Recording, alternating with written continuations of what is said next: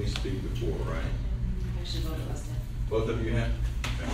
Well, I'm not going to say the same thing, so. Okay, it's okay to do. It was cool. What I want to talk to you today about is the words that we use.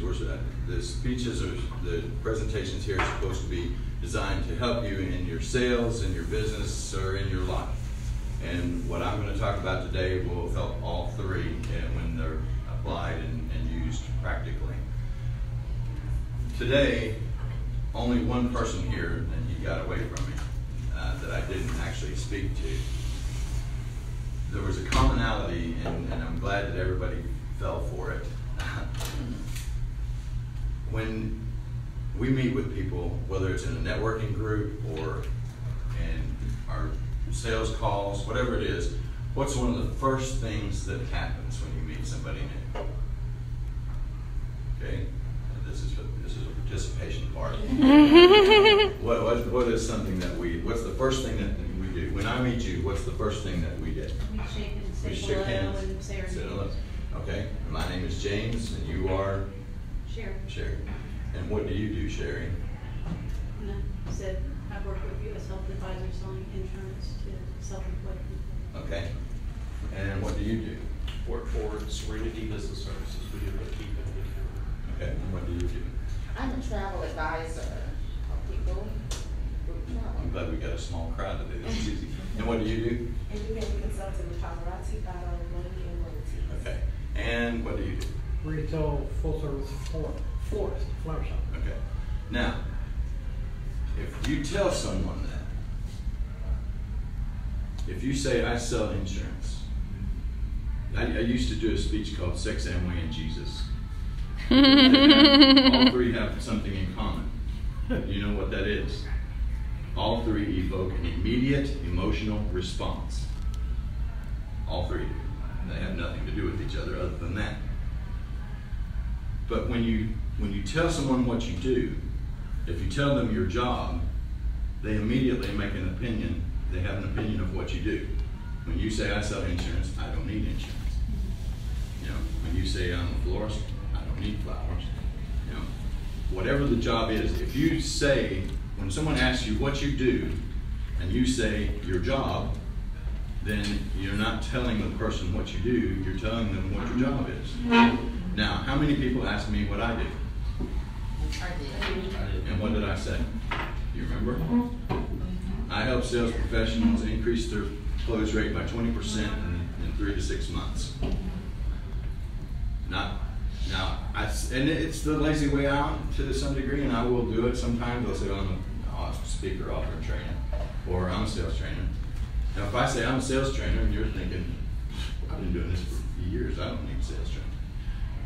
You know, if I say I'm an author, well, that's interesting, but you know, it's just you're an author. You know, speaker, I wouldn't want to do that. You know, but it doesn't tell what I do; it just tells what my job is. So when you meet with someone, you need to tell them what you do, not what your job is. So as an insurance salesperson, what exactly do you do for that person?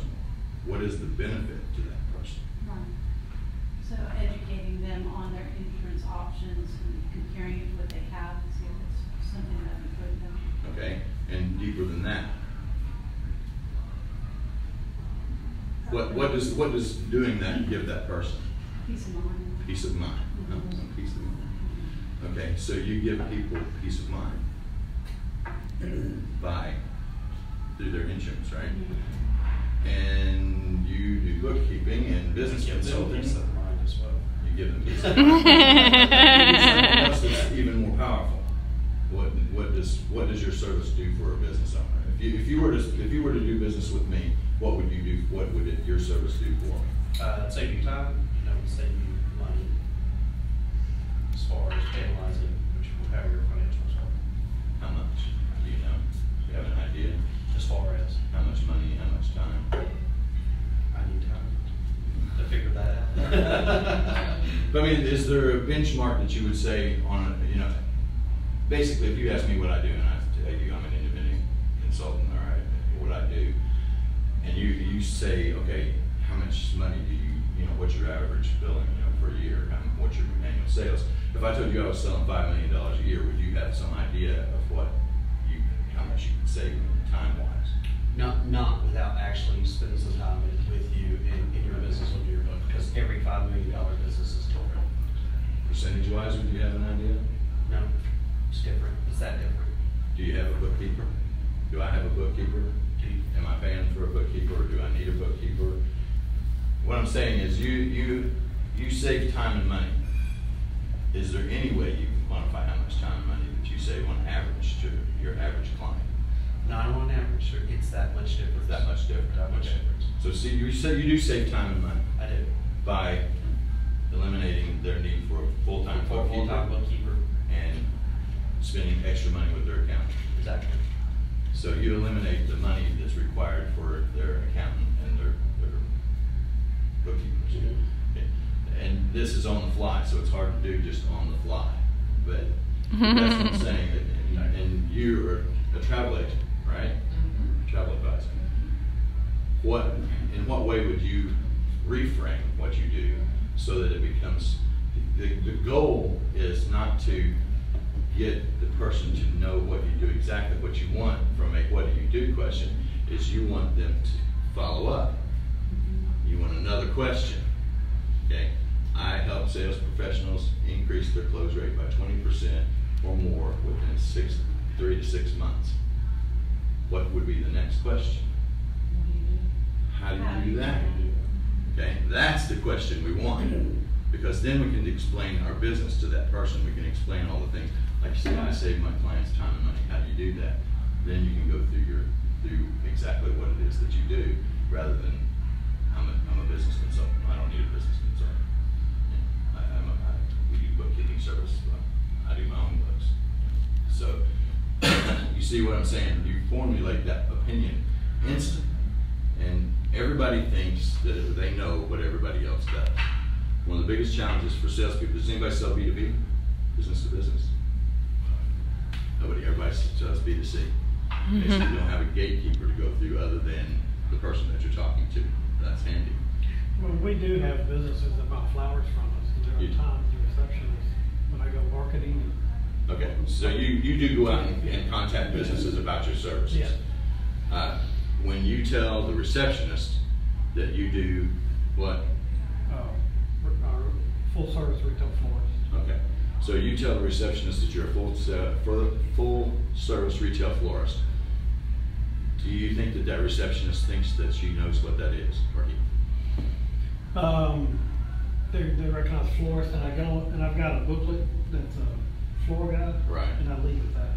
Right. So, and I'm opening it, showing it to them, so Okay. pictures of flowers, and I tell them. Generally speaking, when you tell somebody your job title, they think that they know what you do, when in fact they have no idea what you do. Bling is your thing. Okay, that's good. And that was probably the closest to the statement that I was looking for that I got today. But first, you said you are. No, you didn't even say you do. You are. You said I do jewelry. So you made it a verb, but it was like I do this. It's not exactly what I do. You just basically reframed the question and said it was your job. And then I asked you have a job, you just own it. And of course you said yes, which is true. When you're a solopreneur, you own your job. So is this making sense to people to you guys that you don't want to just dead end? It's like asking closed-end questions. You don't want closed-end questions because you want to be able to follow up with another question. And the same thing with your job title. If you become your job title, then you cut off the conversation because that person's formulating an opinion. When you lead with a marketing statement, or then that person has to follow up. They need to ask another question because they don't know what you're talking about. It sounds interesting when you do that. People want to know more, and that's what you want. You want to be able to drill in and keep going with those kind of statements. The other thing that we do is when you say I'm I'm an insurance salesman, I'm a carpenter, I'm a cleaner, I'm a cook. You're basically limiting yourself to your job title. You are not your job.